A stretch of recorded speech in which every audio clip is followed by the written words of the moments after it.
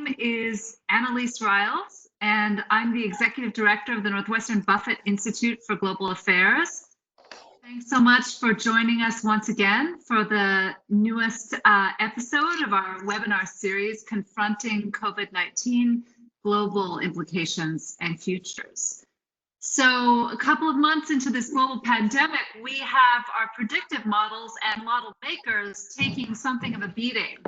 The models have been revised repeatedly, and every change in government policy and in human activity seems to necessitate further refinement of the projections of cases and deaths. Here in the United States, Anthony Fauci, the doctor who is leading our national coronavirus policy, himself recently said in something of an exasperated voice in response to genuine confusion from the press about the models and the numbers that keep changing, something to the effect of models are only as good as the data you put into them. So how do epidemiological models attempt to capture the complex systems of human decisions and behaviors and interactions? And how do we become sophisticated consumers of these models?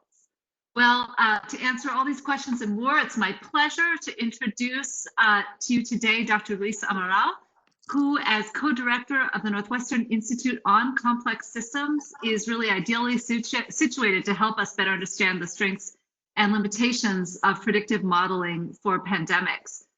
Nunes is a professor of chemical and biological engineering at Northwestern University's McCormick School of Engineering, and he directs research about the emergence, evolution, and stability of complex social and biological systems in healthcare systems, among other areas. Now, Nunes is joined today by two colleagues we want to welcome warmly, both former members of his group at Northwestern, where they were postdoctoral fellows, Fulbright scholars, research associates, and research assistant professors. So first, Dr. Marta Sales-Pardo is now an associate professor in the Department of Chemical Engineering at Universitat Rovira y Virgili in Catalan, Spain. And second, Dr. Roger Guimera is research professor at the same university. And so Nunes is going to share some thoughts, and then both Marta and Roger will be happy to take questions along with Nunes. And by the way, if you have a question, there's a little button with a like a bubble there. If you click on that, you can type your question in the chat, and we will ask it during the question and answer period. So warm welcome, Nunes, Marta, and Roger, and thank you so much for joining us today. Over to you. It's really a pleasure for me to be here. I'm hoping that I'm successfully sharing my slides and that my presentation is showing. Does it seem to be okay? So, as Annalise to the problem, there are a lot of challenges in predicting what's going on, and I'm showing here something that was written in Nature in mid-March about a model by the Imperial College Epidemiology team, and in there they were talking about the possible number of deaths that could occur to the coronavirus. And what you can see is that they were predicting, if there were no interventions, that 500,000 people would die in the UK and 2.2 million people would die in the United States. Now, these numbers are staggering. In the meantime, they have changed dramatically. We have heard about numbers like 200,000 deaths in the US or 100,000, and it's for someone that is not an expert on modeling, it's difficult to make sense of what all of this means and what the challenges are. So in order to try to get us some idea about how to think about modeling, I would like to focus on an example that we are familiar, and which we see that is pretty successful, which is weather forecasting, and in particular, hurricane path prediction. And here you see predictions that were made for Hurricane Sandy. And in the line, you see Sandy as a red dot, and then there are lots of little lines of different colors. And this is how we predict the weather and the path of the forecast. We run many models, and we take information about all sorts of things. What is the temperature of the water in the ocean over which the hurricane is passing? What are the differences in air pressure in different areas? And because we don't know those things with certainty, and because little changes can lead to other changes down the path, we end up with this kind of broad range of predictions. And what we can see is that in the short term, all the predictions are very similar, so that those yellow lines define a narrow cone. But as time goes by, that cone becomes broader and broader, because there is more things that could be happening differently, and it's hard for us to know a priori exactly which one of them is going to be correct. But the thing is that this area is never very broad. I mean, we are doing a tremendously accurate job of predicting the paths of hurricanes, and we can take action about it. Now, if we look at predictions for coronavirus, and this is one of the models that we have been considering, and that the CDC, for instance, is kind of popularizing, we see that, you know, we have the data, which is the red line for deaths per day, or the yellow line for total number of deaths. And what we can see is that there is this horizontal line that marks where the future predictions come. And we can see this broadening cone of uncertainty. And when you look at it, this seems much more uncertain than what you can find for hurricane prediction. And so why is this going on? And adding to the confusion, there are many models, and models that make very different predictions about paths and very different predictions about uncertainty. This is a model from the University of Washington health data group. And in this case, you see that actually the uncertainty seems to become smaller as time goes by. And the behavior is also quite different from the one before. So what are the challenges in making these kinds of predictions? Well, predictions of outcomes of pandemics are made very hard for, I would say, 4 basic points. One of them is dealing with exponential growth, which is something that we have difficulty kind of grasping. Another one is the issue of queuing. A third one is estimation uncertainty of what are the parameters that need to be put in the model. And finally, probably the biggest one, and the one that is responsible for the greatest of uncertainty, which is human behavior. So let me go in terms of each one of those. Now, exponential growth is something that is really difficult for us to grasp. And one way to think about it is this old story about the invention of chess. And there was this idea that this Indian sage invented chess and then asked for a reward from the king. And the reward was put 1 grain of wheat in the first cell of the square of the board, and then put 2 and 4 and 8 and 16. And this seems like, okay, seems pretty reasonable, until you start considering what actually happens. You know, at the end of this 8th cell, you have 128 grains. At the end of the 16, you have 32,000. By the end of the 3rd, you are up to over 8 million. And by the end of the 4th row, you are up to 4 billion. And this is exponential growth. Things keep multiplying by a factor of 2, and they grow astonishingly large. So in the last of the board, there would be 9 million grains. And in all the squares together, there would be 18 million billion. How much is this? Well, this is about 1,700 times the current world's production of wheat. This is exponential growth.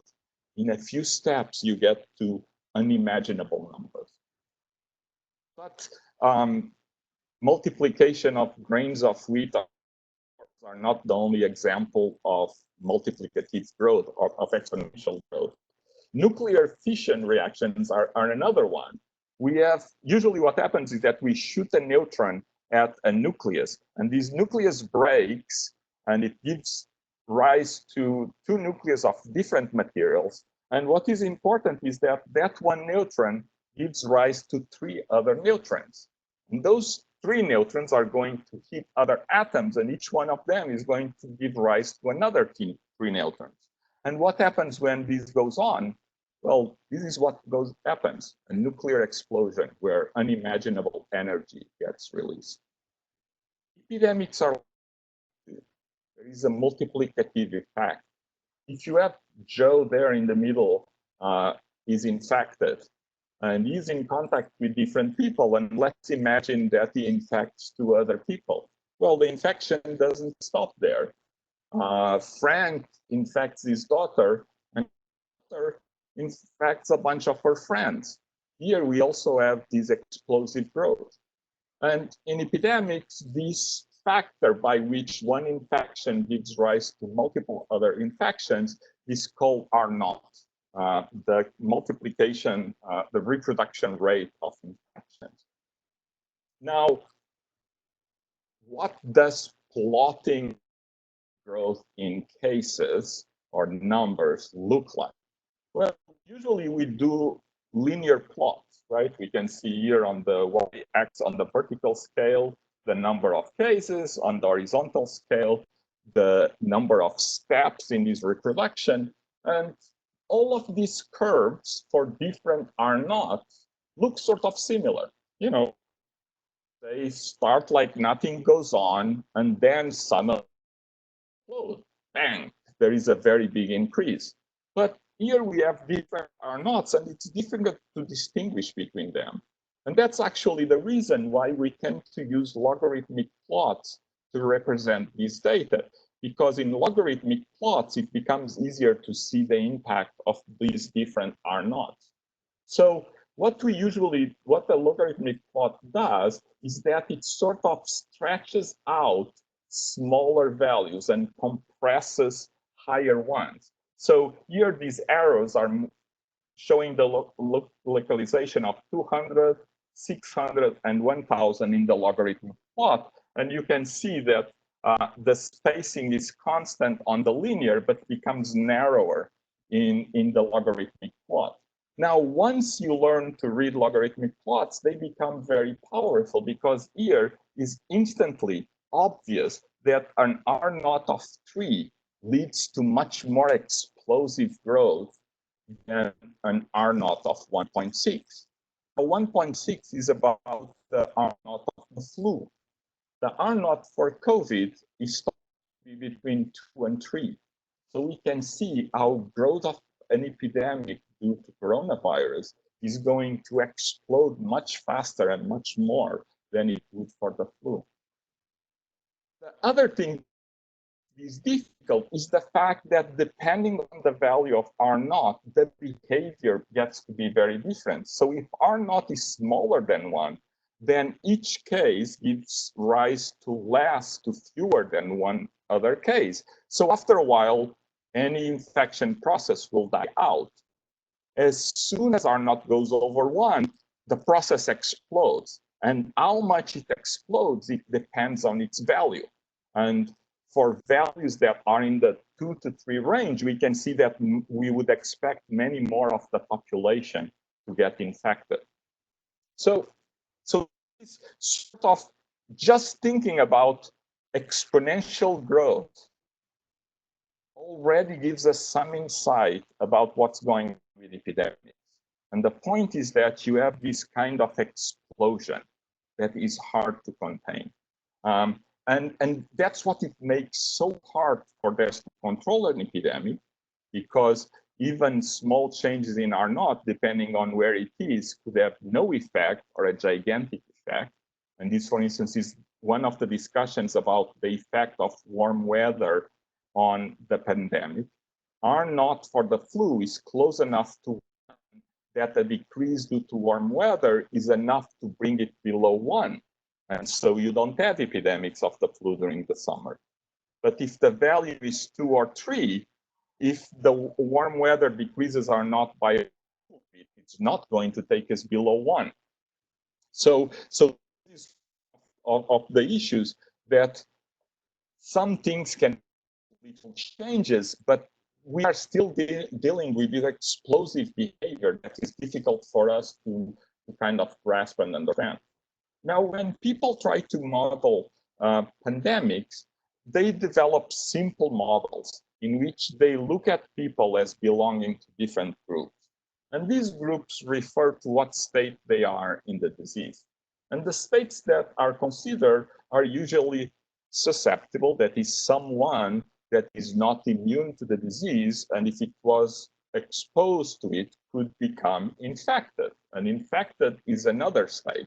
People that are infected can transmit it to others. Now, infected people can recover, and now they have an armor against the virus, and the virus cannot attack them, or they can die, which is not so good. Now, models in epidemics are usually described by the letters of the states that they are considered. For instance, susceptible one can become infected, and the infected person can recover without gaining immunity. So they would be getting back to the susceptible state. And this is called the SIS model, susceptible, infected, susceptible. Now, other times from infected, people can die or they can become resistant. And this gives rise to another model, SIRD. In other situations, infected people may also be able to, we can ignore the dead, and that is the SIR model, but we can also have recovered people after a while become susceptible again. And this, for instance, is what happens with the flu, in which we become susceptible every year because the virus is changing fast enough that immunity from last year's virus doesn't confer immunity for this year's virus. And infected could also become susceptible. So we have this soup of words for different models. And these models can be used to actually make predictions about the evolution of the pandemic. And essentially what would happen is that you would start with very few people infected, that's the full line, and a lot of people susceptible, the dashed line. And over time,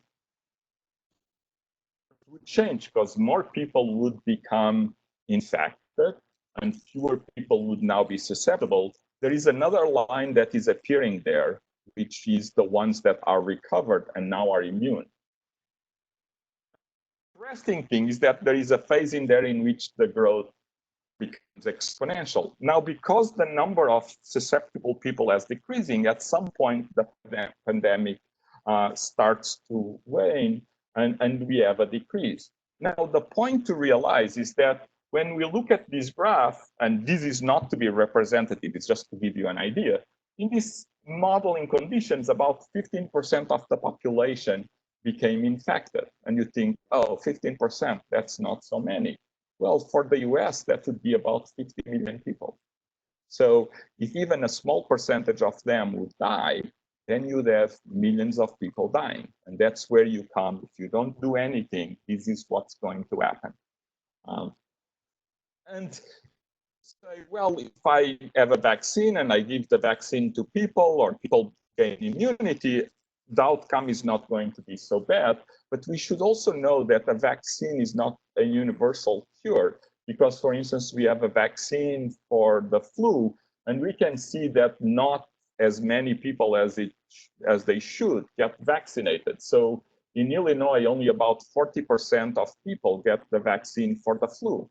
And that's why we have epidemics of the flu, and we have a large fraction of diseased people with flu symptoms. Now, when we are trying to predict the number of deaths, there is another thing that comes into play. And one of the things that comes in play is the fact that some people die of the disease, but some people die of the disease because they don't get the care that they need. And so we are dealing with the fact that we have finite resources to treat people. And this adds another layer of uncertainty to estimating the number of deaths, because are people dying because the disease is that badly, or are they dying because we cannot give them the care that they need? And to illustrate that, we need to think about what it means to have an unstable equilibrium. And so you can imagine these scales that have identical weights on their plates. Now, if you add even a factor to one of them, this is no longer stable. That plate is going to drop down. And this is the sort of situation we have been viewing.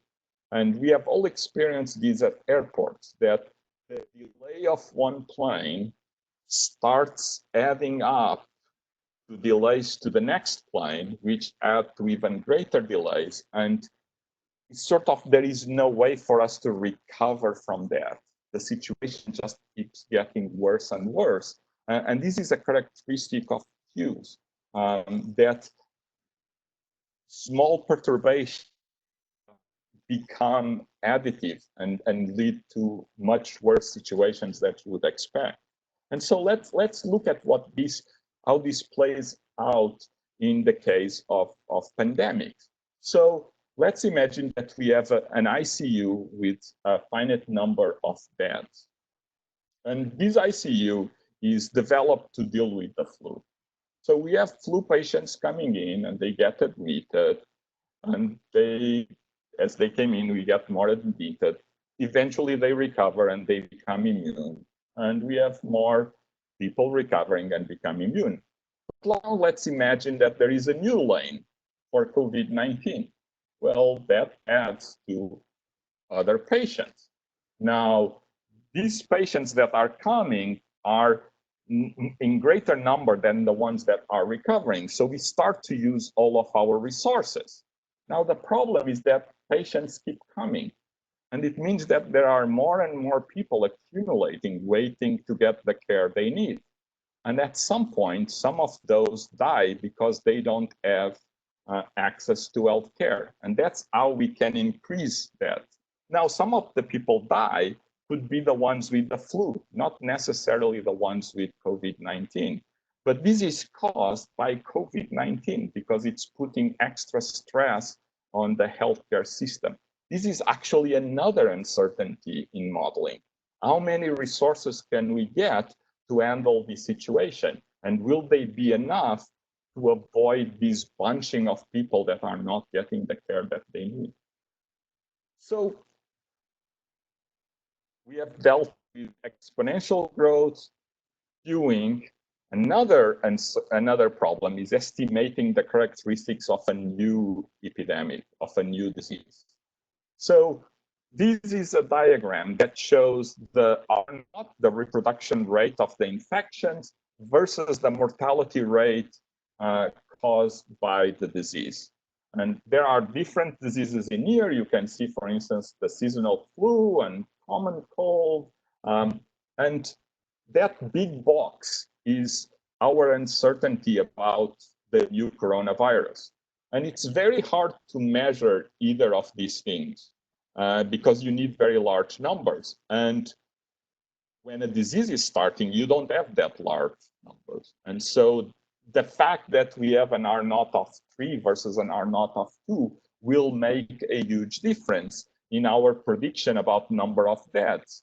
The fact that we have a mortality rate of 1% versus 3% versus 0.1% will also make a lot of uncertainty in our estimation of the number of deaths. So the fact that it's a new disease and there is lots that we don't know about is creating issues about us being able to make accurate predictions.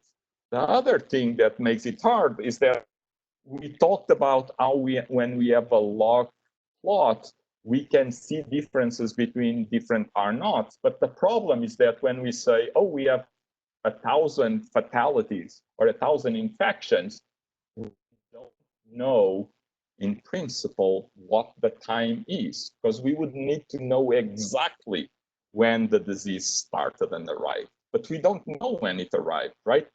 Our estimate of when the first case arriving in the US occurred keeps changing because we didn't do enough testing. We didn't do enough tracing of contacts. So that is also adding a huge deal of uncertainty to what's going on. Finally, we're talking about deaths. We have to think about, related to this issue of finite resources, is how do we measure deaths caused by COVID-19? And the approach that most people have been taking is one in which you count the number of people for which there was a diagnosis of COVID-19. But we can see that many other deaths can be caused because of COVID-19, but without having a diagnosis. So one approach that scientists use to look at this is consider excess deaths. So how many more deaths are we observing now than we would typically observe? And this is data for England and Wales, where we have the gray line and gray shaded region being the typical number of deaths versus time for that area, versus in red, the deaths occurring this year. And what we can see is sort of from mid-March to April, the red curve is coming way above the typical number. And if you look at this data in a systematic way, you can see that there are many, many countries in which we are seeing a very large number of excess deaths.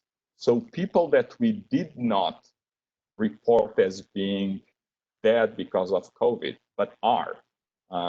And these where, while the situation, some of the numbers that we are seeing seem horrible, the true numbers are in all likelihood much, much more horrible than we believe.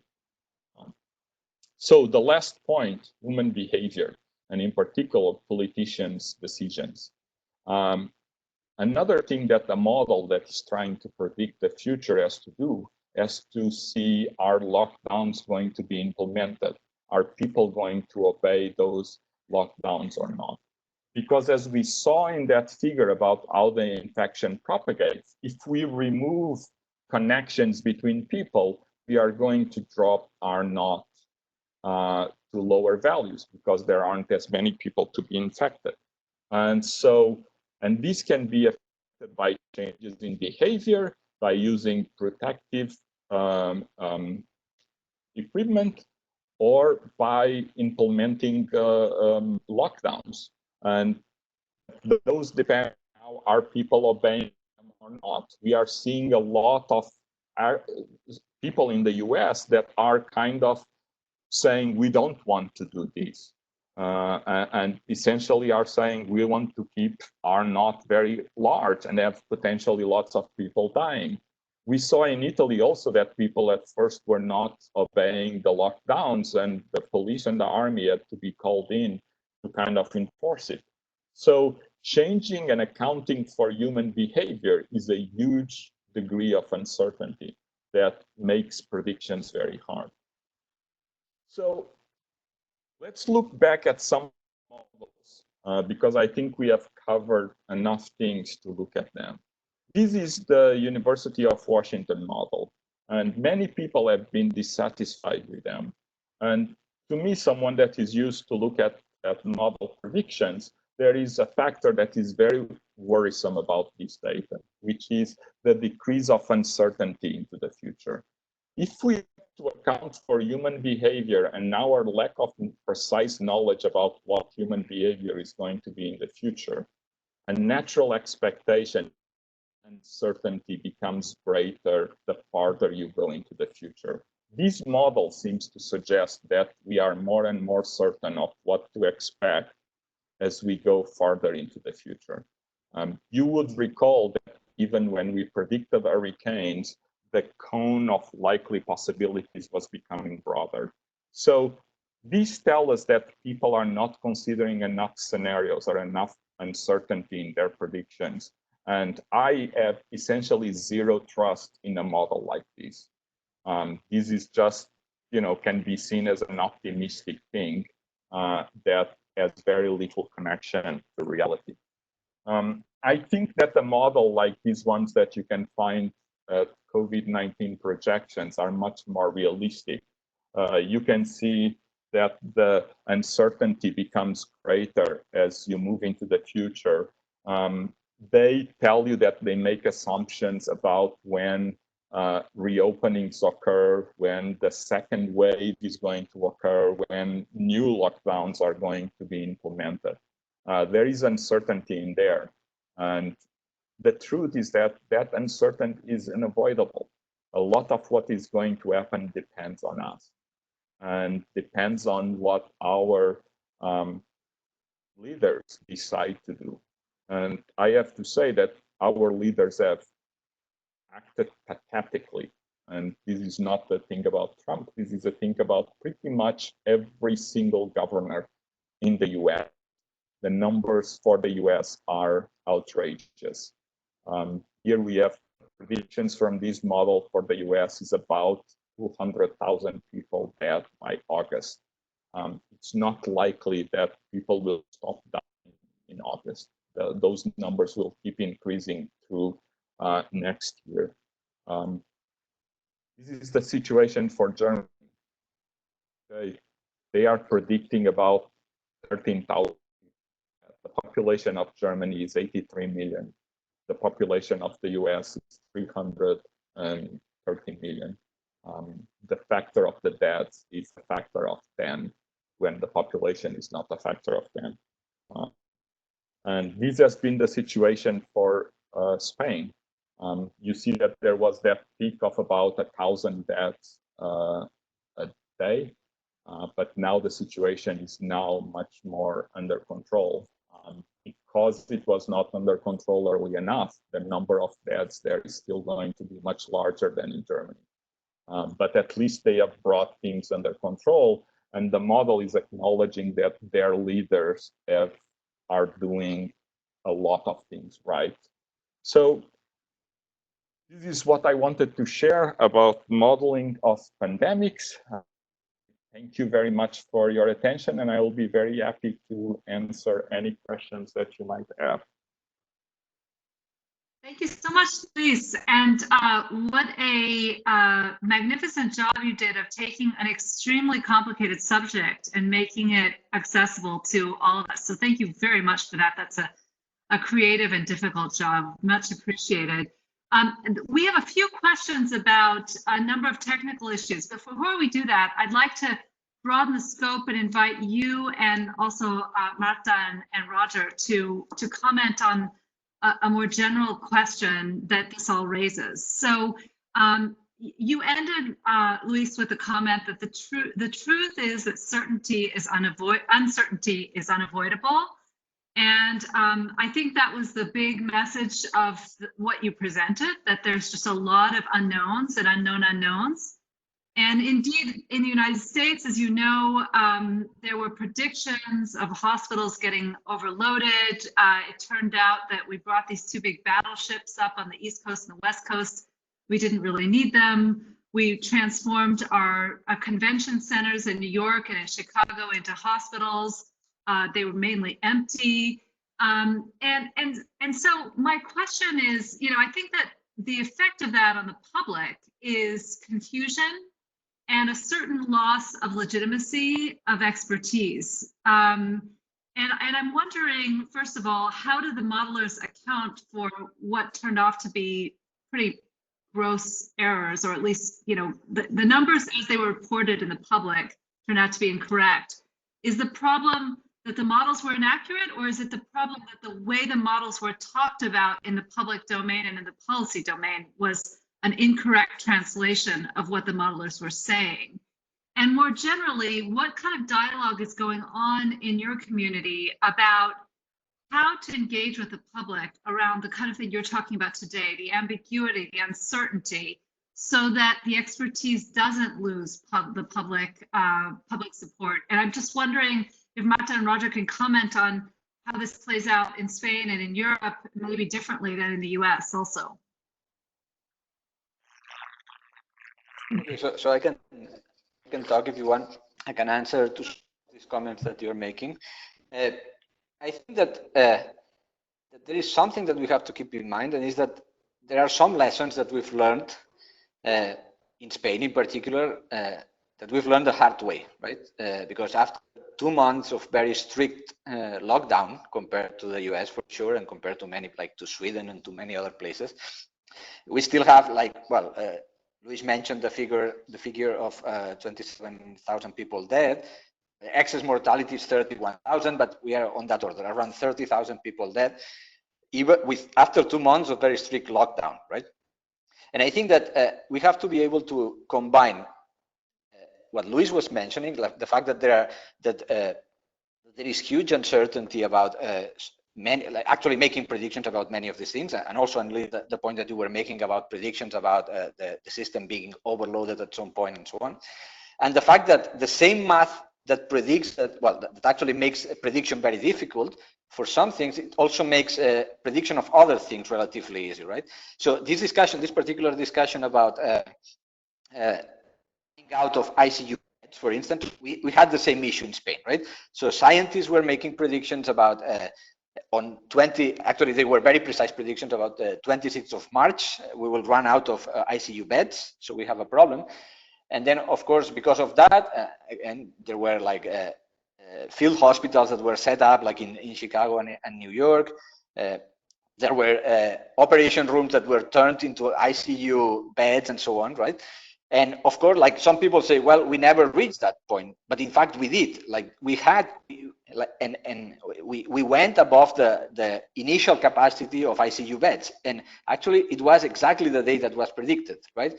Because once you have this explosion that Luis was talking about, predicting how many people you are going to have a week in advance in ICU bed or needing ICU is very difficult. But predicting that you are going to cross 800 beds, which was I don't know, the Catalan limit, is actually pretty easy. And you miss by 1 or 2 days, but you don't miss by a whole, because the explosion is so sudden that, I mean, it can be a little bit to the left or a little bit to the right, but that's actually something that it's easy to predict, and it happens.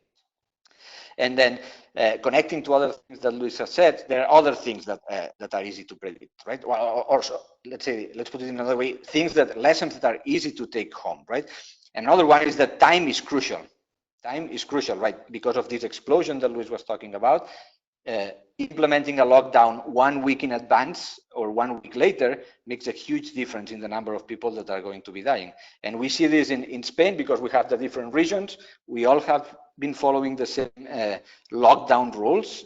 And the difference is that by the time the lockdown rules were implemented, in some regions we had already 1,000 cases, and in other regions they had 20 cases, right?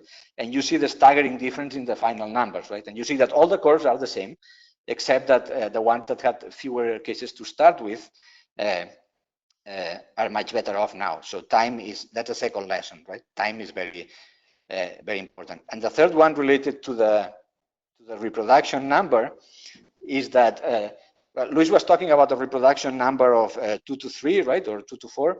It's the best estimates we have for the effective reproductive number in Spain are between 3 and 5, or probably above 5 even, right? So, and even after implementing full lockdown, we couldn't even go out to walk or run or anything like this, right? We've been basically, the only thing that you could do is to leave your home to go and buy some food and go back home. So even after this very strict lockdown, we've gone from this reproduction number at around 5, let's say, to barely below 1, right? So very strict rules have taken us from 5 to only barely about under 1, right? So anything that we change, anything that if we loosen up the lockdown, as we are doing now, very likely we'll see a resurgence of like another another wave of cases, right? So I think these are all, yes, prediction is very difficult, but there are some simple rules and some simple lessons that we can learn, and that we shouldn't learn the next time the way we learned this time with 30,000 people dying of the disease, I think. Did you? Yeah, sorry, I didn't know I didn't have it done. So just, I mean, yeah, I agree with everything that has been said. Just a small thing about you were mentioning this, like people getting confused. Why are we doing all of this? Why do we have McCormick Center, like full of like beds? Nobody's using them. The same has happened here in Catalonia, in Barcelona. I was reading today, one of the main hospitals, what they had to do was they used the maternity ward. They just left one of the floors, of the 8 floors that they have, one for deliveries, and they used the rest of the 7 floors for people with COVID. And they used like the traumatology department for COVID, and they got all the doctors, the plastic surgeons, the gynecologists, everybody was like just taking care of patients with COVID because there were so many. So the reason why it did happen, so the line was clearly crossed, right? The only thing is that the health workers and like the hospital manager decided, okay, we have to take care of this. We have to stop it somehow. These people are coming and we have to put them somewhere. So that's what they did. And they didn't need the extra space. Now, there is another thing, and I think that that's an important fact. And maybe that's the difference with other places like China, in which the tests that were run in Spain were very low. So probably there were way more people. So probably no, we know that's a fact. There were a lot of people who got COVID, who were at home having like fever and all sorts of symptoms. It took them 3 weeks to recover. They didn't have access to any care. They were told to stay at home. And probably these people would have recovered much faster if they had gone to a hospital and gotten some, better treatment. I mean, they didn't need it because they didn't need it and it was not necessary. But when people make these models and these predictions, they are sort of very often making sort of like a worst case scenario kind of thing. And I do think, as Roger was saying, some of these predictions are right. The only thing is that it's not translating, fortunately, into so many people needing a hospital bed. But that does not mean that there are that many people infected, which there are. Just the problem is that we don't know, right? Because how many tests are we running? And how much tracking are we doing of the contacts of people and all these sorts of things? And these models are just like taking everything into account, and they are like giving you sort of like an upper bound of all the possible. I mean, there is, as Luis was saying, an uncertainty, but they are trying to give you an uncertainty over the whole number of people who probably are going to get infected, and that is probably very big. And I guess for like policymakers, better safe than sorry. I much rather have like, McCormick Center not at full capacity than have it at full capacity. I guess like everybody would agree on that. And I think that one of the problems of this crisis is that policymakers were not prepared to take action when they were supposed to. And this has led to this crisis. I mean, had they taken action like before, and this is the same for the US, but for Spain and Italy as well, they didn't learn from what was going on in China. They just, and from my point of view, they assumed that as in other like crises, like the SARS crisis in 2006 and other like avian viruses in Asia, they just thought it's not going to come here. It's going to die much faster. And when it came here, then they were not ready. So yeah, I mean, as Roger was saying, like time is crucial, time is precious, and the faster you act, the better, the lower the number of deaths. And yeah, the thing in Spain and in Italy, it has, well, and in other countries in Europe, in France, in the UK, it has escalated beyond, what we would have liked it to be. So, Annalise, your question about how the press presented this, how the scientists presented this thing, and I think this is an important aspect that I think reporters may not be yet. Sorry. Oh, I'm sorry. Can you see me now? Yes. Thank you. Yeah. Yeah. So the press has not been become aware of what making predictions for certain areas means, and I think we a little bit like the US exploration program, right? We are able to send people to the moon. We are able to have the space shuttle dock on the space station in orbit. These are two tiny things in a gigantic area, and we are able to predict to the millimeter where these things is going to happen. And that gives this idea that when we understand something, we are always able to make this kind of absurdly accurate predictions.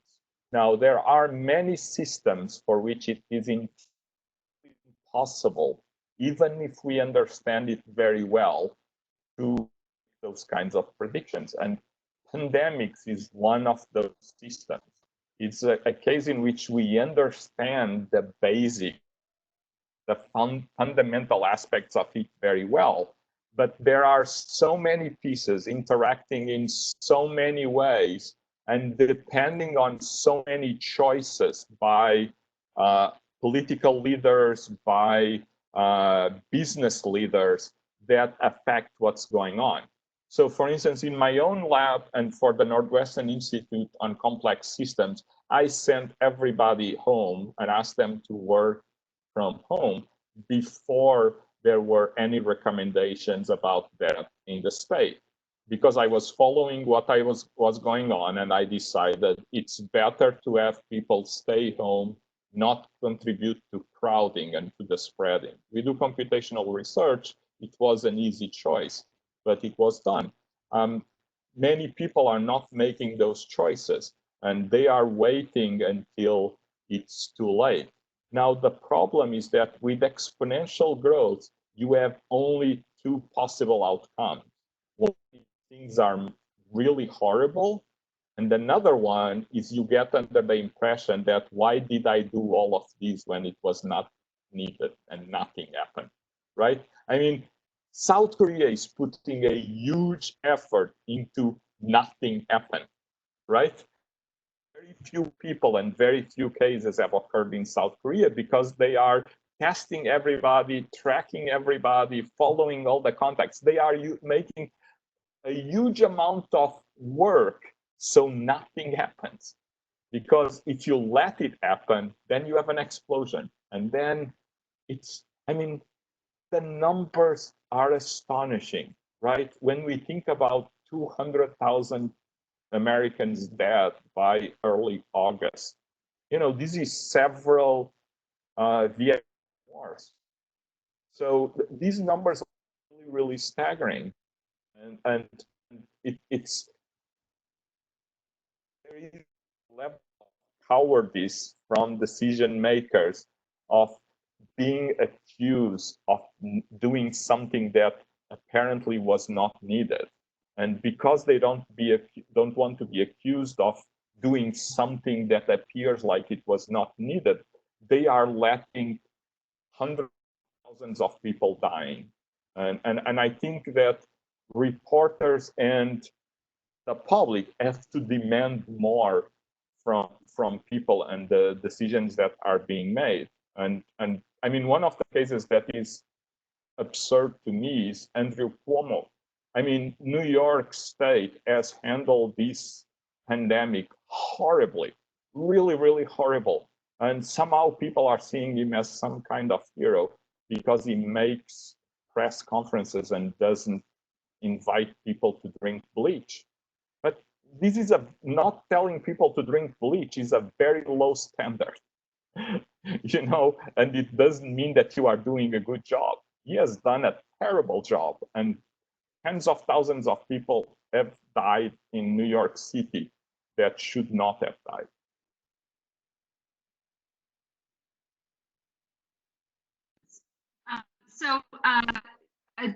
Two related questions about how you handle the fuzzy aspects of the data. So one question from your colleague Larry Marks is, what about qualitative data? Could we use qualitative data better or more in these models to try to deal with some of the complexities? And related to that, one of our viewers would like to know how exactly you model for behavior change, such as social distancing, face coverage, and so on. How do you even pick a number in terms of the impact of that? How do you model that? Those fuzzy things. Yeah. Two things. I think that qualitative is very, very important in terms of guiding choices that are going to be implemented quantitatively in a model, right? A sort of asking people what they are thinking actually can help understand what choices they will make in the future. Now, the way in which this gets handled in the modeling is by considering, so some of the, I didn't mention some of the other models that are being studied, but there is a group at Northwestern University led by Alessandro Vispignani that is looking at the pandemic in global terms, and he considers things like air travel and train travel and car travel between different towns and cities and stuff. And he has information about who goes to work outside of the town in which they live and all of those things. And so you have to put numbers in there about what fraction of people are still doing this.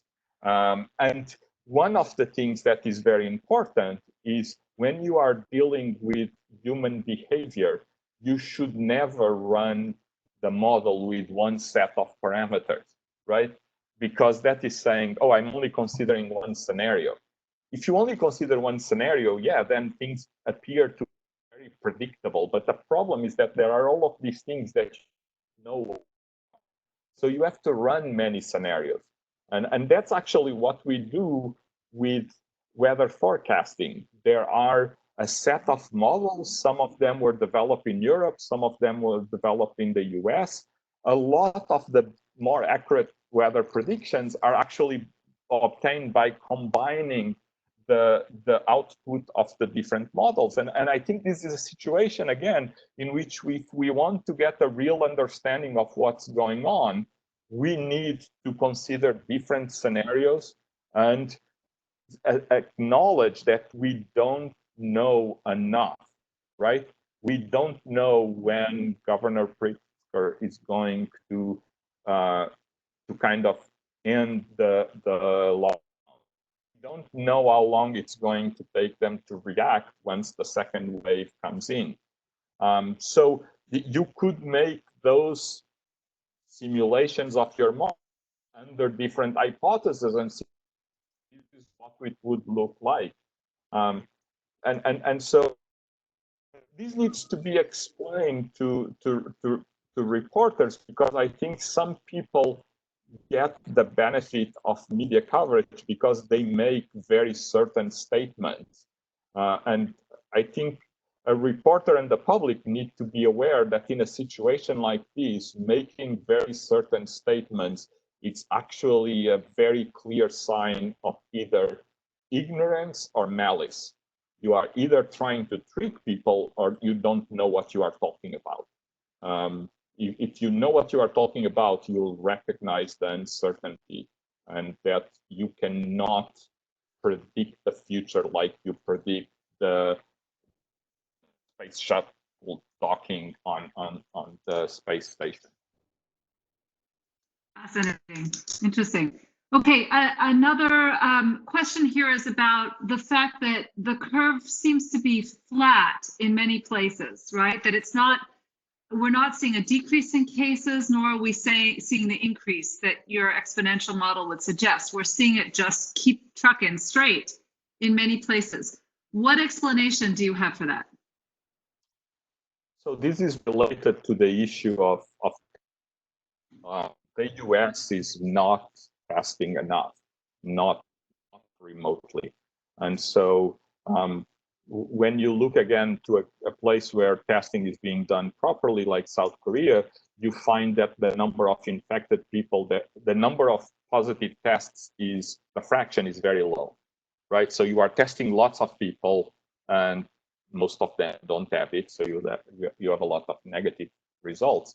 In the US, we have been pretty stable at about 20% positives on our tests.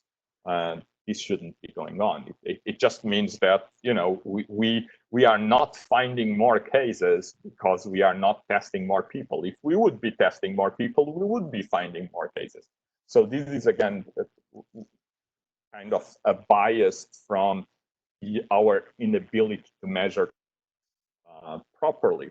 And again, this is also going on with regard to the deaths, right? If we don't test someone, we don't know that they died because of COVID.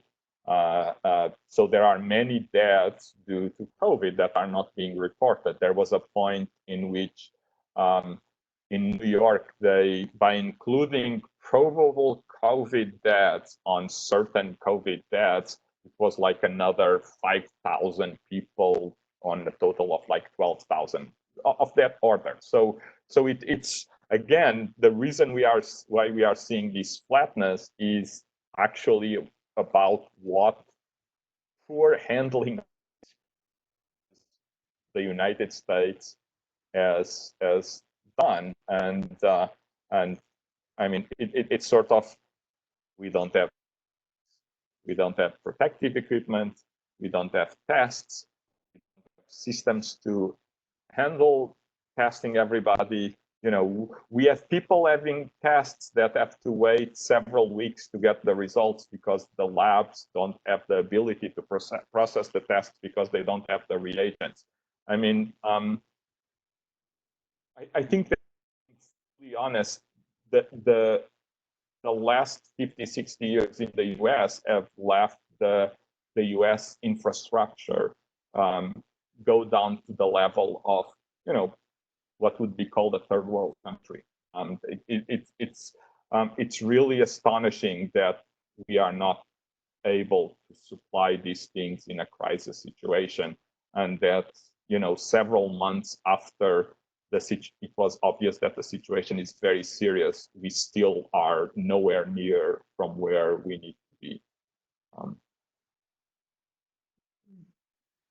If I can comment, just Yeah, add a little please. thing, like that even for the model, the simple models that Luis discussed, right, the compartmental models, it happens that the decrease of the epidemics, even if you do everything correctly, is much lower than the increase. And that's what sometimes, when you are at the peak, when you are turning the corner, right, it seems that you are flat for a while, because and that indicates that actually the way down is actually much longer than the way up. And that's something that all the models predict, and that we are seeing in every country that has been through this for a bit longer. We have lots more questions, so we don't have time for all of them. So maybe I'll just ask a bunch of them, and you can answer whichever you have, whichever grab you. So one is, what about super spreaders, i.e. people who infect more than 50, right, or around 50? So your model assumes, I gather, approximately 2. What about those? Are you taking that possibility into account? Does the long tail matter? A second question is, what about using Monte Carlo simulations? Would that be useful here at all? Let's see. And a third question is about the impact of this illness on other illnesses, like, you know, patients aren't going and getting elective surgery. They're not getting other kinds of treatment that they need for other things because of this. And so are we modeling at all the long-term impact on other diseases? So I'll just open that up to all of you. So I can take the super spreader ones. And I think that the concept of super spreaders comes, I think, also from different diseases in which you have some people that have an inordinate number of sexual contacts, prostitutes being some of them. And so one infected person can contribute to hundreds of others getting infected. With situations like these, like airborne and kind of fluid-borne infections, I think what you have more are super spreading events. So, you know, someone that is sick that goes to a bar, you know, it's not like that person went and tried to infect a ton of people. It was that person went to a situation where tons of others were. And so we have seen a lot of events in which lots of people that were at weddings or funerals or anniversary parties or bars have infected large numbers of others. And this is one of the reasons about, kind of trying to avoid these large events. Actually, in that regard, it's astonishing what happened on Mother's Day here in the US in Colorado, in which a place ran a buffet for Mother's Day that was full and crowded with people wearing no protection whatsoever. I can only imagine the number of cases that are going to come out of there. It's not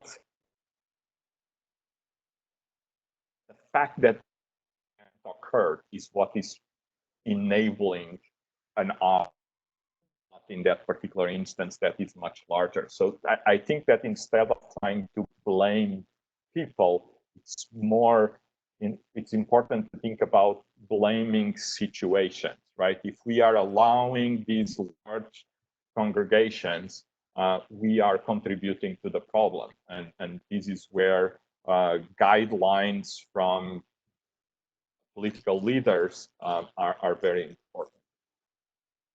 Wonderful. All right. So unfortunately, we're going to have to stop there.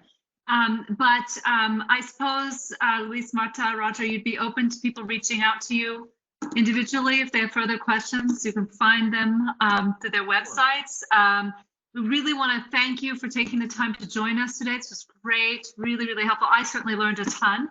And to all of you who are with us, I hope you'll join us again next week at the same time for another episode of Confronting COVID-19 Global Implications and Futures. And we will be sending you a survey about this event, so hope you complete that as well. Thank you all so much. Until next week, stay safe and healthy. Thanks you. Bye. Thank you so much.